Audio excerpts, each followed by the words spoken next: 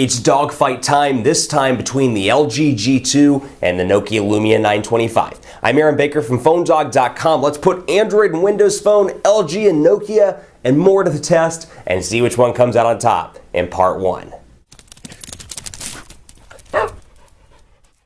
It's a dogfight between the LG G2, a high-end Android smartphone, and the Nokia Lumia 925, a Windows Phone 8 device available on T-Mobile and AT&T, and packs some metal to boot. Windows Phone 8 versus Android, let's put them together. It's part one. Let's take a look at these two devices. But before I get too far into the dogfight battle and the fun, we give special thanks to our partners at Best Buy Mobile. They give us free phones that we give to you on the site at instantwin.phonedog.com. So special thanks to them. When you walk into Best Buy Mobile, you'll walk out working. So whether it's Android or Windows Phone they'll make sure all your widgets or your live tiles, whichever device you end up getting, are working. It's part of their walkout working program where they make sure you're good to go before you walk out the door. Now let's do a quick spec rundown and take a look. In part one, I'll do my best to focus on the hardware itself. In part two, we'll take a look at some of the intricacies of the software and how Android differs from Windows Phone 8. Also, forgive me, I'm still recovering from that cold or sinuses, whatever it is, allergies, etc. So my voice is a little bit nasally, and I apologize for that. So LG G2 here, you're packing a 2.3 gigahertz quad-core Snapdragon 800 CPU.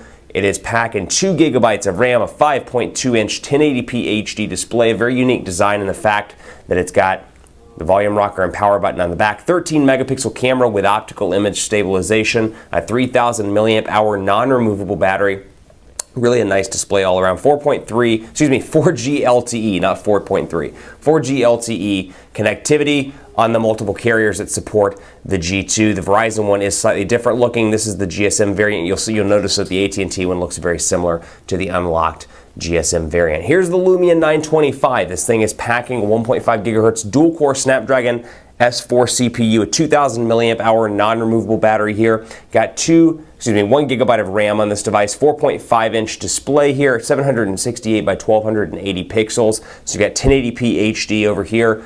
Pixel-wise, you're looking at 1080 by 1920. Over here, you're looking at 768 by 1280 on the Lumia 925. 8.7 megapixel camera on the back of this unit. It does bulge out just ever so slightly on the back, and it does have 1080p HD video recording capabilities. And also 4G LTE on both AT&T and on T-Mobile. So both are unique all around. Let's dive in and take a look at the hardware itself. Now LG's done some pretty impressive things with this device. You can see the power button and the volume rocker here on the back, and what I like about that is it is pretty ergonomically nice. It's pretty natural to have your finger resting on the power button or just below it, and it's easy to press either the power button or the volume rocker without having to reach around to the sides and pull it out of your pocket and try to reach for all those buttons on the side. It is really a nice ergonomic factor in this device, so it's a nice feature all around. You've got the nice big 5.2-inch display, the knock feature, which you can tap the display to turn it on and off. A very unique feature to the LG G2. And it's not wanting to cooperate at the moment, as you can see. There we go, double tap and we'll turn that sucker back on. Otherwise, nothing on the sides with the exception of the micro SIM card tray here. You've got a tool needed to remove it, and up top, nothing here as well except for the IR blaster for LG's remote service, which you can see in the applications itself. Down here, take a look. Let's go find it. Where did it go? Quick remote. There it is on the unit. And then down here at the bottom, 3.5 millimeter headphone jack. And of course, your micro USB charging port and speakers down here at the bottom of the unit. Over here on the Lumia 925, metal all around the sides, really giving it a nice premium feel. It's definitely the most premium feeling, at least out of devices that are available on the market, most premium feeling Windows Phone 8 device out there right now. You've got your volume rocker and power button and camera shortcut button all over on the right side in typical Windows Phone 8 Nokia Lumia style. Up top, you've got your micro SIM card slot, micro USB charging port, 3.5 millimeter headphone jack, and nothing at the bottom. So really a nice clean design here all around. Nokia logo on the back, and you can see 4.5-inch display on the front. Capacitive buttons over on the Lumia 925, back, home, and Bing.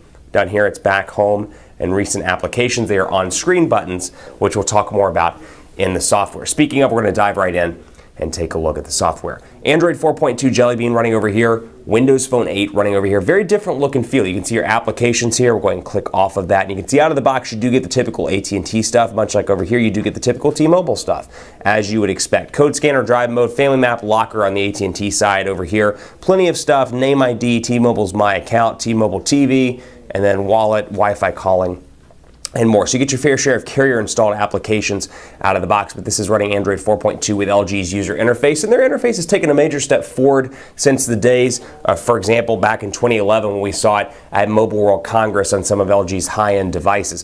Far step forward here, much better, and of course the quad-core Snapdragon 800 CPU makes this device exceptionally fast in day-to-day use. I've been very pleased overall with the speed, and this thing is very pocketable. LG says 5.2 inches is the perfect screen size because too big and you can't get it in your pocket or can't get your hands around it, too small, and it's not good for content consumption. 5.2 is the largest you can go and still use it with one hand, according to LG. So 13 megapixel camera on the back here. A little bit of a fingerprint magnet on the back. As you can see, it's glossy. It does attract fingerprints pretty easily. You got the AT&T logo over here as well, and then your earpiece up the top with your front-facing camera. But all in all, pretty fast device. You've got your typical app store down here. Over on Windows Phone, you got your live tiles, and then just swiping over activates your applications area with alarms, all the typical stuff that you would expect. And as you add applications on Windows Phone 8, you'll notice that they'll categorize themselves out by alphabet. So for example, all of a sudden you download enough apps, H will appear, M will appear, etc. And much like you can in People, which we'll talk about in just a second. Actually, you know, we'll jump in there right now. Much like you can in People, it organizes itself very much like this, where you got your different letters for your various applications, and you can quickly scroll to J, for example, or P or V, and access applications that start with those letters. So it is nice. Windows Phone 8, Microsoft is all about getting you in, out, back to your lifestyle. That is one of the taglines they used for some time. So it is a very minimalist OS in comparison, at least from a look and feel standpoint, in comparison to Android 4.2.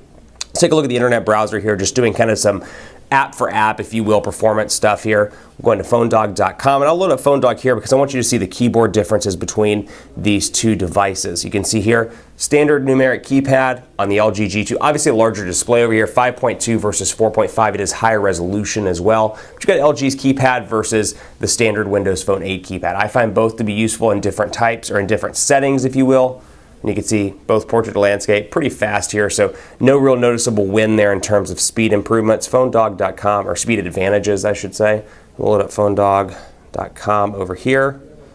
And both are pretty easy to type on. I do like Windows Phone 8's. Try to say that, Windows Phone 8's autocorrect, as opposed to the stock LG keyboard autocorrect. We'll talk about that a little bit more here in just a second, but you can see the mobile version loading up on the LG G2 over here. Pinch to zoom, nice and responsive. You can see, of course, portrait to landscape here, as you would expect, fast, thanks to the quad-core Snapdragon 800 CPU. And this moves exceptionally fast as well. The transitions are nice, and you get some really solid pinch to zoom action going on over here as well. You can add tabs on either one of these quickly and easily, and you'll notice that in the bottom area there, the on-screen buttons are staying right there on the LG G2. We can throw up another one and go ahead and type something in, or we can do the same thing over here. And let's say, you know what we're going to say, the quick.